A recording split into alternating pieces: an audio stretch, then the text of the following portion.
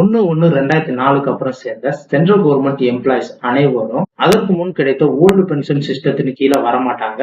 இவங்க அனைவரும் என்பிஎஸ், அதாவது நியூ பென்ஷன் சிஸ்டமான நேஷனல் பென்ஷன் சிஸ்டத்துக்கு கீழே தான் அவங்க எல்லாரும் வருவாங்க அப்படின்ற ஒரு சட்டம் இயற்றப்பட்டது. இதுல பேராமிலிட்டரி போர்சஸும் அடங்கும். இந்த நேஷனல் பென்ஷன் சிஸ்டம் யாருக்கெல்லாம் லாபம் தரக்கூடியது? தற்போது ஸ்டேட் கவர்மெண்ட் எம்ப்ளாயிஸ் மற்றும் கூலி வேலை பார்க்கறவங்க கூட இந்த என்பிஎஸ் திட்டத்தின் கீழே சேர்ந்து பயன்பெறலாம். இது ஒரு லாங் டர்ம், அதாவது நீண்ட கால முதலீடு திட்டம். இந்த என்பிஎஸ் திட்டமானது தனியார் துறையில் வேலை பார்ப்பவர்களுக்கும் மிகவும் பயனடையக்கூடிய ஒரு ஸ்கீம் என்றாலும் கூட, நம்ம இந்திய துணை ராணுவ படை வீரர்களுக்கு இந்த ஒரு ஸ்கீம் ஒரு பயனுள்ளதா அப்படின்னு கேட்டா அது ஒரு கேள்விக்குறிதான். தன் தாய்நாட்டிற்காக தன் வாழ்நாளின் 20-25 வருடத்தை கொடுத்து விட்டுட்டு மீதமுள்ள நாட்களை தன் குடும்பத்தோடு கழிக்க நினைக்கும் ஒவ்வொரு இந்திய துணை ராணுவ வீரனுக்கும் இந்த என்பிஎஸ் திட்டமானது மிகப்பெரிய பேரதிர்ச்சி.